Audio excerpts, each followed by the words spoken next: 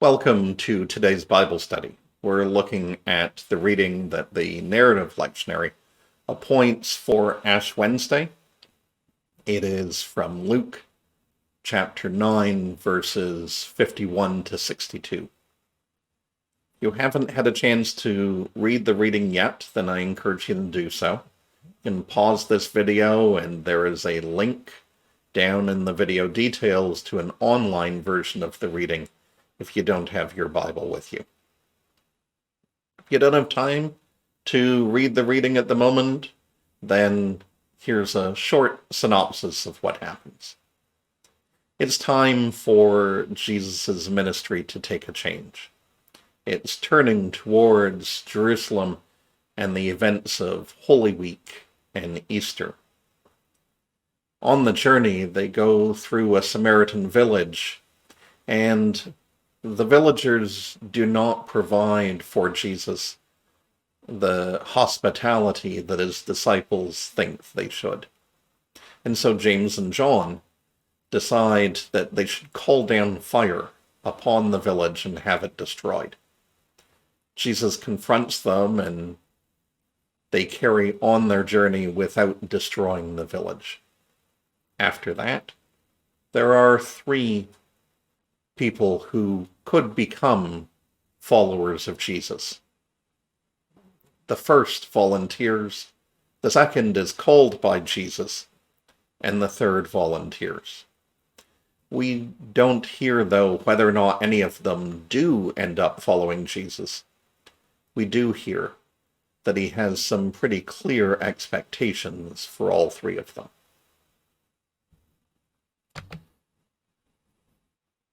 As I said before, this story contains a section where James and John are so upset that the Samaritan village won't provide hospitality to Jesus that they offer to call down fire from heaven to destroy it. In some ways, it looks like they've forgotten this passage, this comment of Jesus's that's not all that long ago in the scriptures. Jesus said to them, "Take nothing for your journey, no staff, nor bag, nor bread, nor money,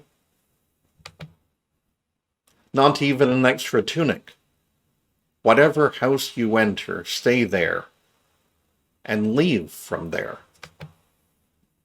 Wherever they do not welcome you, as you are leaving that town, shake the dust off your feet as a testimony against them." This is hardly calling down fire upon them if they're not being welcomed.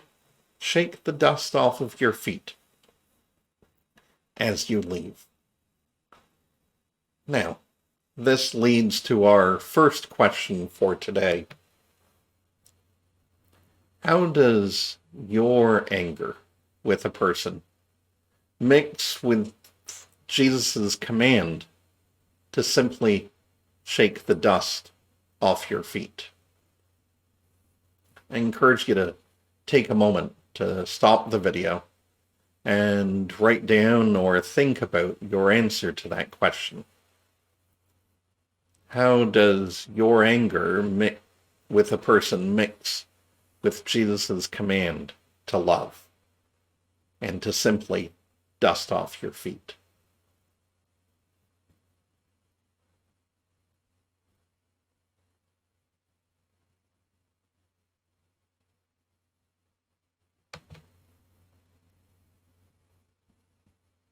Now, the readings that we are going to have through Lent, through this portion of the Gospel according to St. Luke, I've grouped into what I call a season of purpose.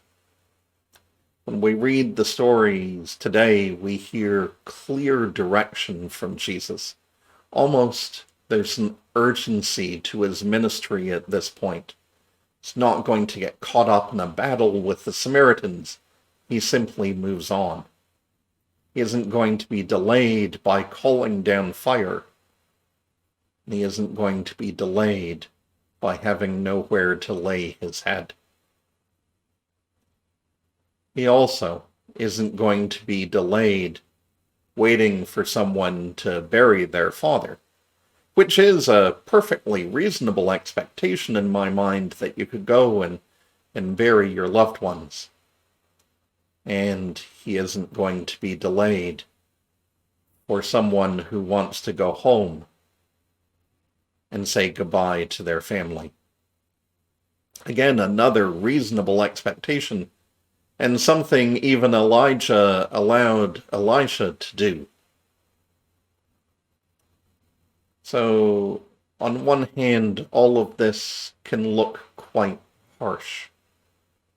On the other hand, it can simply look to be clear, direct, and focused on the purpose at hand. If there's any one single purpose that I would assign to Jesus, to his ministry, to his time here on earth, it would be to remind us of God's love. And that leads us into the second question of the day. If love is our single purpose, what are you willing to put aside so that you could focus on that love? Again, I encourage you to stop the video for a moment and to write down or think about your answer. If love is our single purpose, what are you willing to put aside so you can focus on that love?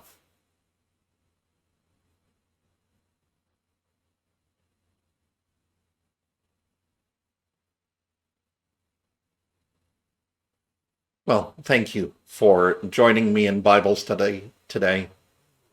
There will be another one on Friday. It will be on Luke chapter 10, verses 35 to 42. I encourage you to read that reading in advance if you can.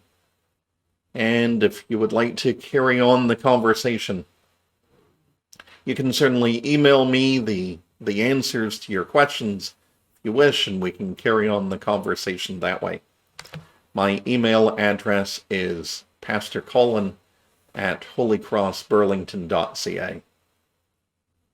And I hope you'll join me again in a few days. Until then, I hope you and all those you love are well.